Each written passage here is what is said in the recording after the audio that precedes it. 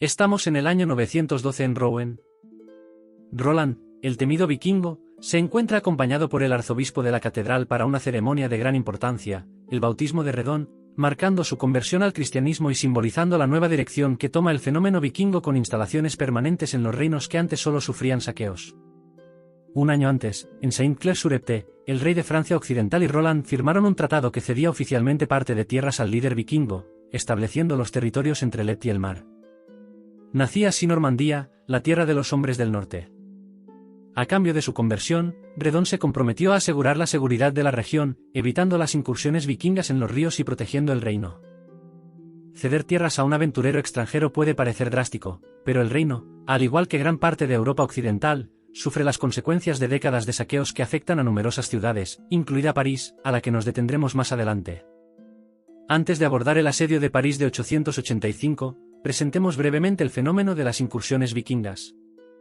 Comenzó con el saqueo del monasterio de Lindisfarne en 793, aunque hubo otros saqueos antes. Lindisfarne dejó una marca particularmente brutal y eligieron objetivos sagrados para la población local. Durante la primera mitad del siglo IX, los saqueos se repitieron en las Islas Británicas y gran parte de Europa Occidental, donde la inestabilidad política aumentaba debido a las rivalidades entre reinos vecinos y suzeranos y vasallos. En las Islas Británicas, los pequeños reinos estaban divididos y en conflicto constante, mientras que en el Imperio Carolingio, a partir de 840, se sumió en un periodo de problemas propicio para la intensificación de las incursiones vikingas. La muerte de Luis el Piadoso, hijo de Carlomagno y emperador de Occidente, en 840, marcó el comienzo de la desintegración del imperio con el Tratado de Verdún en 843, dividiéndose entre los tres hijos de Luis.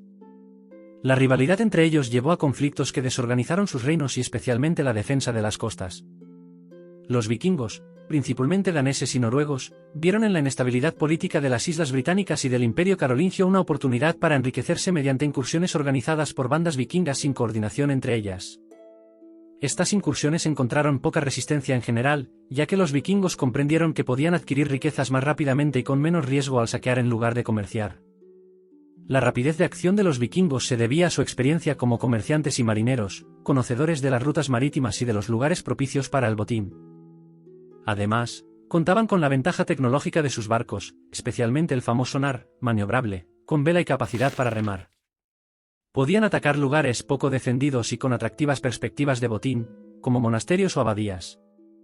La movilidad de los vikingos se veía reforzada por la presencia de caballos, permitiéndoles ser rápidos en tierra y sorprender a sus objetivos antes de retirarse rápidamente, dejando a los habitantes atónitos y minimizando el riesgo de persecuciones.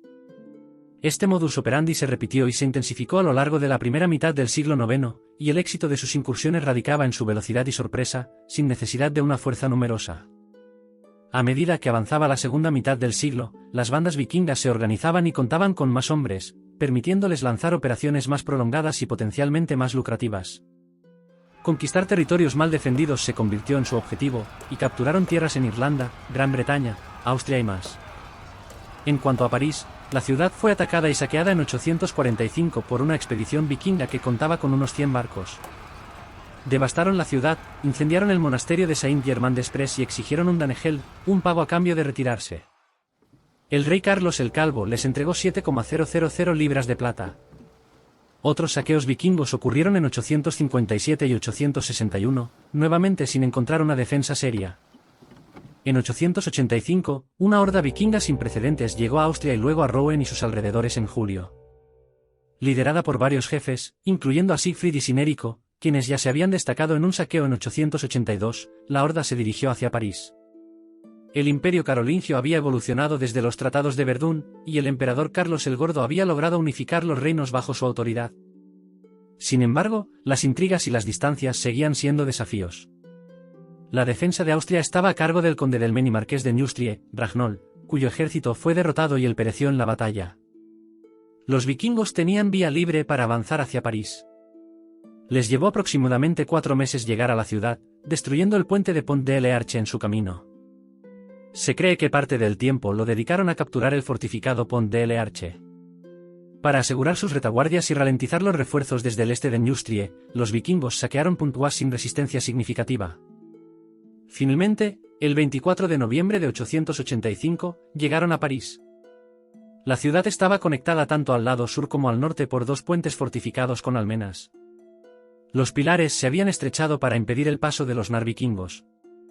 El gran puente al norte era de piedra, mientras que el pequeño puente al sur era de madera y potencialmente más vulnerable al fuego. Cada puente estaba protegido por un torreón. El torreón norte, aunque de piedra, no estaba terminado cuando llegaron los vikingos, solo su base y primer piso estaban completos. A pesar de su altura limitada, era sólido y rodeado por un foso. El torreón sur, hecho de madera, estaba terminado, y, por lo tanto, más alto que el torreón norte. Representaba una defensa capaz de resistir un ataque de un enemigo numeroso. La defensa de la ciudad estaba a cargo del obispo de París, Gaslin, que ya había enfrentado a los vikingos cuando era un joven monje, siendo secuestrado y rescatado por su padre mediante el pago de un rescate. La narración de los eventos del asedio de París nos llega a través de Avon, un monje de la abadía de Saint-Germain-des-Prés que estuvo presente durante el asedio. Su relato, que exalta a los defensores francos y especialmente a Eudes, quien más tarde se convertiría en rey de Francia Occidental, debe ser considerado con precaución, ya que tiene la intención de glorificar a los francos. Describió la llegada de los vikingos como un derramamiento de sangre, con 700 velas y numerosas embarcaciones más pequeñas tan numerosas que no se podían contar.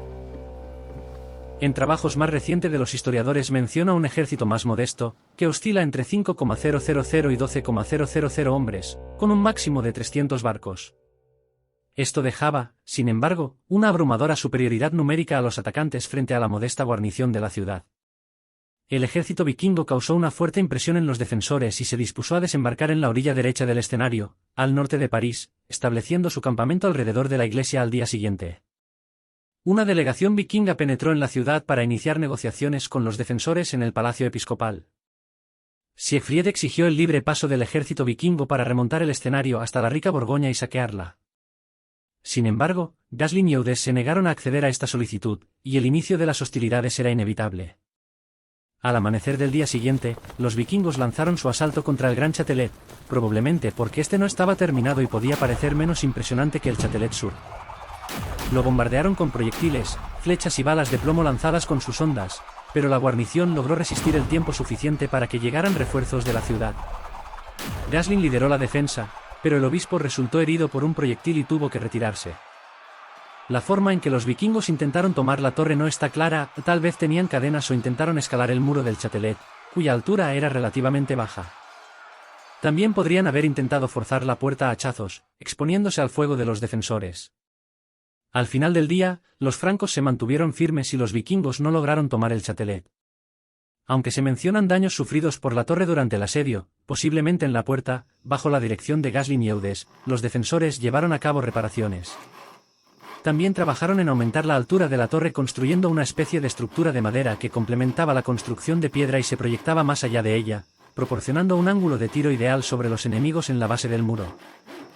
Este añadido sirvió como un segundo piso para la torre, cuya altura hasta entonces era demasiado modesta. Con el amanecer, los invasores se dieron cuenta de que la torre dañada el día anterior no solo se había reparado, sino que ahora se elevaba más alto. Sin embargo, esto no los desanimó, y continuaron con sus renovados ataques. La jornada siguiente involucró un intento de los vikingos de hacer colapsar la torre, erigiendo refugios contra ella para cavar y socavar los cimientos. Pero los defensores respondieron vertiendo aceite hirviendo desde la cima de la torre, poniendo fin a ese intento. Sin embargo, el asedio continuó, y se desató un incendio al pie de la torre, posiblemente como resultado del líquido hirviente vertido. Al mismo tiempo, se abrió una brecha, probablemente cerca de la puerta, y los vikingos intentaron con todas sus fuerzas agrandarla para entrar. Los defensores formaron un muro de escudos y lograron contener al enemigo hasta que una enorme rueda de carreta fue arrojada desde lo alto de las fortificaciones sobre los atacantes reunidos alrededor de la brecha. El asedio de noviembre concluyó con el fracaso de los dos primeros asaltos vikingos, y decidieron cambiar de táctica. Inicialmente, pensaron en apoderarse rápidamente del Châtelet mediante un asalto sorpresa basado principalmente en su número y la violencia de su ataque. Ante su fracaso, se prepararon para un asedio formal. Empezaron a fortificar su campamento construyendo un muro de tierra y piedra y excavando un foso. Luego, comenzaron a saquear la región circundante sin encontrar resistencia, saqueando y masacrando a la población que aún no había huido. Buscaron especialmente apoderarse de las reservas de grano almacenadas para el invierno, ya que las necesitarían para mantener el asedio de París. También llevaron cabezas de ganado a su campamento, que pastaban en la iglesia de Saint-Germain, convertida en establo para la ocasión, y donde los animales, demasiado numerosos, enfermaron rápidamente. Durante diciembre y enero, los vikingos llevaron a cabo operaciones de suministro, pero también prepararon su próximo asalto. Se menciona la construcción de arietes protegidos por techos de madera y piel, montados sobre enormes ruedas y capaces de albergar a unos 60 hombres para apoyar el avance de los arietes. Además, los vikingos ensamblaron paneles de cuero y madera que podían albergar a 4 arqueros o lanzadores de piedras y que les permitirían hostigar a los defensores del Châtelet. Otros paneles se utilizarían para avanzar cubiertos por hombres hasta los fosos de la torre.